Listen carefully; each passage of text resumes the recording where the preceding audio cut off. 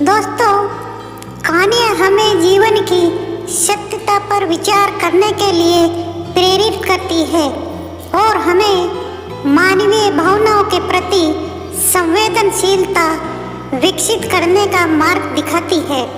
तो चलिए इन्हीं कहानियों के सिलसिले में माँ और बेटे की एक कहानी सुनाता हूँ।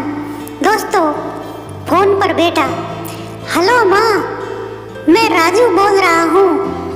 कैसी हो माँ? मैं ठीक हूँ बेटे। ये बताओ तुम और बहू दोनों कैसे हो? हम दोनों ठीक है माँ, आपकी बहुत याद आती है। अच्छा सुनो माँ, मैं अगले महीने इंडिया आ रहा हूँ तुम्हें लेने।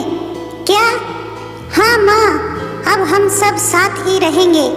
नीतू कह रही थी माँ जी को अमेरिका ले आओ, वहाँ अकेली बहुत परेशान हो रही होगी। हेलो, सुन रही हो माँ?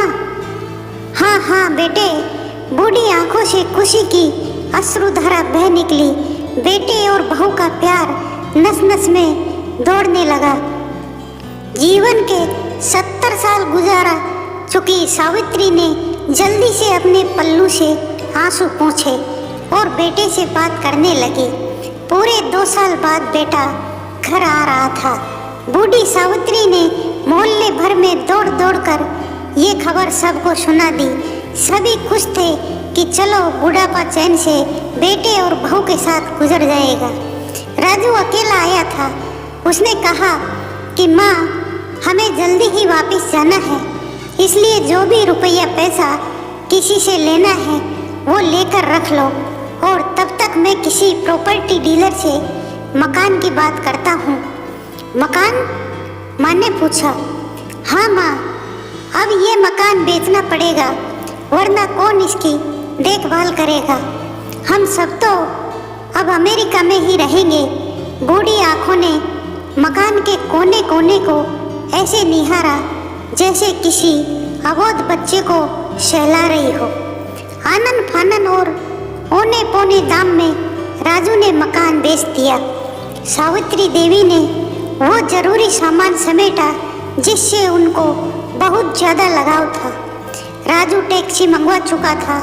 एयरपोर्ट पहुंचकर राजू ने कहा, माँ तुम यहाँ बैठो, मैं अंदर जाकर सामान की जांच और बोर्डिंग और वीज़ा का काम निपटा लेता हूँ।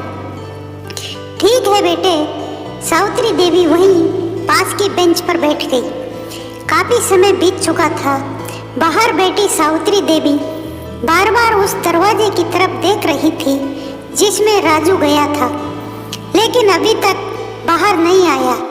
शायद अंदर बहुत भीड़ होगी सोचकर बूढ़ी आंखें फिर से टकटकी लगाए देखने लगती। अंधेरा हो चुका था। एयरपोर्ट के बाहर गहमा गहमी कम हो चुकी थी। माँ जी, किससे मिलना है? एक कर्मचारी ने वृद्धा से पूछा। मेरा बेटा अंदर गया था टिकट लेने, वो मुझे अमेरिका लेकर जा रहा है। सावित्री देवी ने घबरा कर कहा, लेकिन अंदर तो कोई पैसेंजर नहीं है। अमेरिका जाने वाली फ्लाइट तो दोपहर में ही चली गई।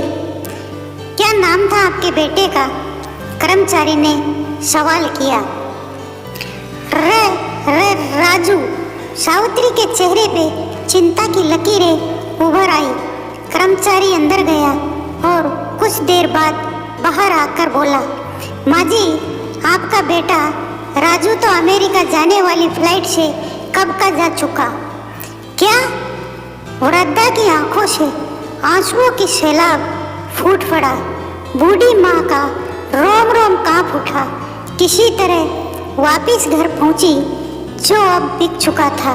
रात में घर के बाहर चबूतरे पर ही सो गई। सुबह हुई तो दयालु मकान मालिक ने एक कमरा रहने को दे दिया। पति की पेंशन से घर का किराया और खाने का काम चलने लगा। समय गुजरने लगा। एक दिन मकान मालिक ने वृद्धा से पूछा, माँ जी, क्यों नहीं आप अपने किसी रिश्तेदार के यहाँ चली जाए? अब आपकी उम्र भी बहुत हो गई, अकेली कब तक रह पाएगी।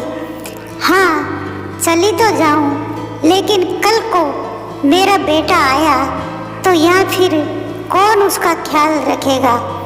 आँख से आंसू आने लगे। दोस्तों, आपसे हाथ जोड़कर विनती है, कभी भी माँ बाप का दिल मत दुखाना। और इस कहानी से शिक्षा है कि माँ तो माँ ही होती है। दोस्तों, यदि आपको ज़रा भी पसंद आई हो तो एक लाइक और एक सब्सक्राइब दोस्तों ज़रूर से ज़रूर करें और कहानी को शेयर भी करें। बहुत बहुत